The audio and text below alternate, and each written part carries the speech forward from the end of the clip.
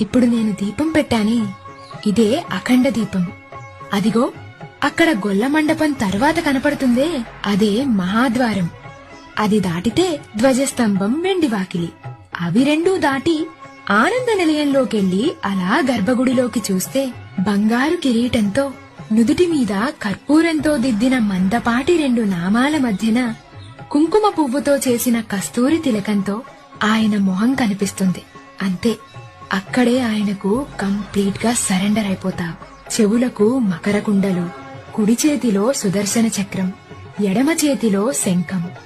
ఇంకో కుడి చేయి కాస్త ముందుకు చాచి ఆయన పాదాలు చూపిస్తుంటాడు చూడు, ఇవే బ్రహ్మ కడిగిన పాదాలు అన్నట్టు. ఇంకో ఎడమ చెయ్యి నేనున్నాను నీకంటూ అభయమిస్తుంటుంది. కుడి ఎద మీద లక్ష్మీదేవి, ఎడమ ఎద మీద పద్మావతీదేవి.